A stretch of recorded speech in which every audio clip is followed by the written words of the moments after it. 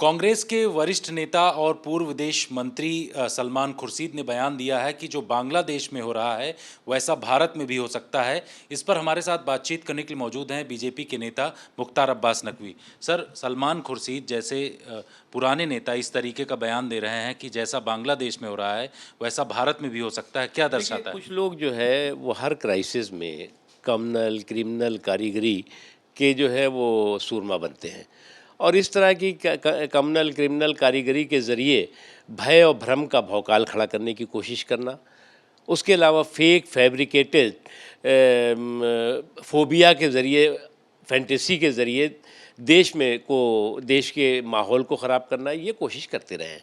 देखिए, ये देश जो है वो 140-45 करोड़ लोगों का एकजुट देश इसलिए है कि हमारे यहाँ अनेकता में एकता का संकल्प, पंथ निरपेक्षता हमारा डीएनए है। रेडिकलिज्म कभी इस देश ने न स्वीकार किया है, ना कभी इस देश के लोगों ने स्वीकार किया है। तो इस तरह की बातें करके आप माहौल को ख़राब करने की अगर कोशिश करेंगे तो उसमें आपको सफलता कभी नहीं मिलेगी। लेकिन कुछ लोगों की आदत है कि हर समस्या में जो है वो सांप्रदायिक तड़का लगाने की कोशिश, हर आपदा को अवसर बनाने की कोशिश करना, और उसमें वो फेल होंगे। संजय राउत ने भी कुछ इसी तरीके का बयान दिया था और उन्होंने कहा था कि बांग्लादेश की स्थिति जैसी गंभीर है वैसे भारत में भी हो सकती है। आज फिर इंडिया गठबंधन से ही जुड़े हुए नेता सलमान खुर्शीद, क्राइसिस में क्रिमिनल कम्युनल कॉन्स्पिरेसी का कंपटीशन है और कुछ नहीं है।